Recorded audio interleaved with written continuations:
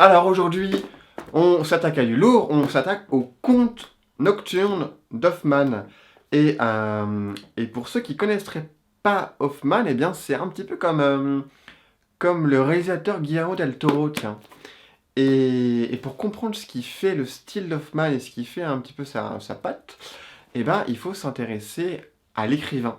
D'abord, avant de s'intéresser réellement à son œuvre. Parce qu'il a vécu une vie qui était quand même assez impressionnante. Donc on va voir tout ça. Eh oui.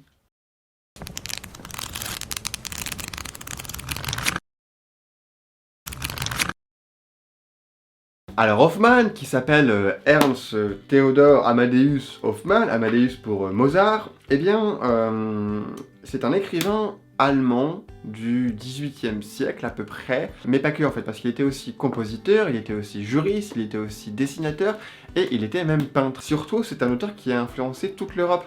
En France, c'est des écrivains comme Balzac et comme Théophile Gautier, mais il a aussi influencé des écrivains espagnols, danois et même russes, tiens. Certains de ses écrits ont même été adaptés au cinéma, à l'opéra ou au ballet, et même en psychanalyse, Freud a basé un de ses concepts par rapport à une de ses nouvelles qui se trouve d'ailleurs dans ce livre, on en parlera par la suite. Et les contes d'Hoffmann, c'est aussi l'un des opéras français les plus représentés dans le monde. Donc déjà, le mec, c'est pas n'importe qui. Mais nous on s'intéresse plus à sa façon d'écrire. Donc on va passer un peu de côté tout son univers musical, mais il faut aussi savoir que c'est quelqu'un qui a composé beaucoup. D'ailleurs, il y a pas mal de ses musiques qui sont sur YouTube. Et il a commencé à écrire en faisant de la critique musicale, justement. Et d'ailleurs, au début, Hoffmann, c'était un fonctionnaire qui passait son temps à caricaturer ses responsables en dessin.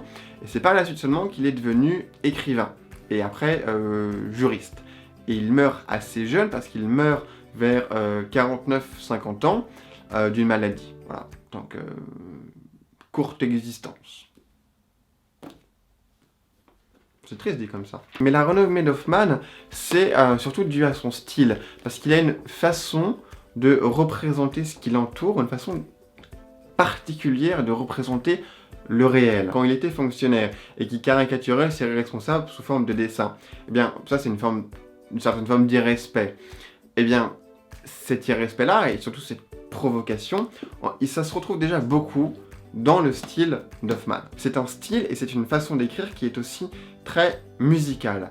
Et en fait, c'est carrément logique quand tu sais qu'à la base c'était un compositeur, mais c'est une façon de narrer ses dialogues et d'écrire ses histoires qui est particulière. Déjà de base en plus, il reprend la forme initiale du conte, dans le sens où il crée des histoires dans les histoires. D'ailleurs, pour la petite info littérature comme ça on appelle ça des récits cadres. Le fait d'avoir une histoire dans l'histoire. Comme une sorte de boîte, en fait. Par exemple, pour schématiser tout ça, on introduit un personnage qui va raconter une histoire, et du coup, il devient le narrateur de l'histoire. Et ça, c'est ce qu'on appelle un récit cadre. Il y a plusieurs thématiques qui reviennent assez souvent dans l'œuvre d'Hoffmann aussi, comme par exemple celle de la folie. Mais c'est pas la folie, folie maladie mentale, c'est plutôt une folie romantique. Ouais. Et arriver à exprimer cette folie, c'est arriver à exprimer le discours nocturne de ce côté de l'âme. Et cette phrase-là, déjà, elle est sympa, et elle est pas de moi, elle vient de là, ce bouquin-là, Écriture et folie chez E.T.A. Hoffmann, que j'ai chopé sur le net, et honnêtement, lisez au moins les 2 premières pages parce que ça vaut vraiment le coup. C'est bien écrit, c'est assez sympa en plus. Tu retrouves cette vision romantique de la folie dans la vision qu'il fait aussi de l'artiste. Et ce qui fait son œuvre fantastique, c'est de considérer que le monde extérieur est fou, et que la seule et unique réalité, c'est celle de ton propre monde imaginaire. Et ça, on le retrouve avec la notion du réalisme fantastique. Hoffmann, il écrit des univers qui sont très réalistes, mais dans lesquels il incorpore un élément fantastique.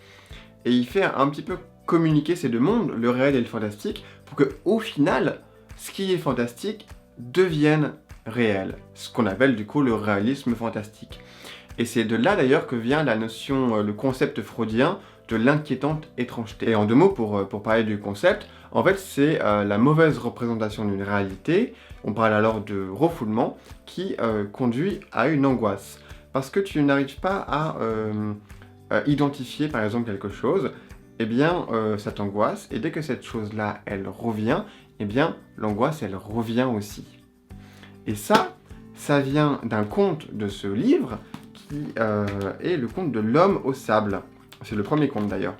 Et il y a un court-métrage qui a été réalisé, qui est assez vieux pour le coup, mais je vous engage à le voir parce que ça permet de comprendre un petit peu quel est le style d'Hoffmann. Enfin, maintenant qu'on a suffisamment parlé de l'auteur, on va enfin parler de ce petit bouquin-là. Alors déjà, il n'est pas si imposant qu'il n'y paraît parce que vous avez quoi? Vous avez genre ça de notes, vous avez ça de préface, et il vous reste quoi? Il vous reste ça à lire, ce qui est relativement peu. Là ici on a 8 contes, on a l'homme au sable, on a Ignace Denner, on a l'église des jésuites, on a le Sanctus, la maison déserte, le Majorat, le vœu et le cœur de pierre. Et les deux premiers, l'homme au sable et Ignace Denner, ce sont parmi ses plus connus à peu près. Lire Hoffmann, c'est un petit peu une lecture à deux niveaux, ou tout du moins c'est comme ça que je l'ai lu. Dans le premier jet, bah, tu ne fais que lire, si on peut dire ça comme ça, où tu apprécies l'histoire, tu apprécies le style, mais il y a aussi une volonté de comprendre un petit peu ce que te dit l'auteur, parce qu'il y a un sous-texte qui n'est pas si évident que ça à comprendre, et c'est là où les notes sont utiles. D'ailleurs, je ne lisais jamais ces trucs-là, mais pour le coup, dans ce bouquin-là, ça fait du bien qu'elles soient là, parce qu'elles aident à avoir une seconde lecture de la nouvelle et du conte. Enfin du conte, c'est pas une nouvelle. On va pas parler de l'histoire de chaque conte. Moi mon préféré c'est quand même Ignace Denner, avec la figure du méchant, le voleur qui tue des enfants pour en faire des potions. Oui, parce que du coup, on en a pas parlé de ça, mais Hoffmann c'est gore quand même des fois. c'est limite, c'est pas le même genre que Lovecraft ou Stephen King, c'est pas vraiment de l'horreur, mais il y a des moments quand même c'est violent. Du coup, dans le conte d'Ignace Denner, la mort de l'enfant, par exemple. Elle nous est contée ainsi, en 2 phrases. L'enfant, complètement nu, était étendu sur une cuvette dans laquelle dégouttait son sang. Et 2 pages après, tu as ça. Si tu consens à boire quelques gouttes de cette liqueur, composée avec le sang de ton enfant, tu retrouveras aussitôt toutes tes forces. C'est le méchant qui dit ça au père de l'enfant. C'est moi ou... Mais c'est super violent, non? Genre... c'est horrible de dire des trucs comme ça. Et c'est quasiment tout le bouquin, en fait. Enfin, pas tout, mais j'ai pris un peu le premier conte... Moi, ce qui m'a le plus choqué, mais même dans l'homme au sable, il y a des moments avec l'arrachage des yeux, c'est... Voilà. C'est Hoffmannien, quoi. Je sais pas si ça existe ce mot-là, mais on va dire que c'est Hoffmannien. Voilà. Mais ce qui est le plus étonnant en fait, c'est que parfois tu l'acceptes tranquillement, quoi. Ouais, vas-y, je vais te bouffer les yeux, mais ça fait pas peur. Pas du tout, c'est dans l'histoire et c'est narré d'une façon que tu ne peux que l'accepter. Et c'est assez fascinant. Ouais. Pour finir, pour ceux qui veulent aller plus loin avec l'univers d'Hoffmann, moi je vous conseillerais de lire L'élixir du diable et Le chat mûr. C'est l'histoire d'un chat poète qui a appris à écrire. Mais en attendant, toi, derrière ton écran, tu peux t'abonner. Ça me fera plaisir.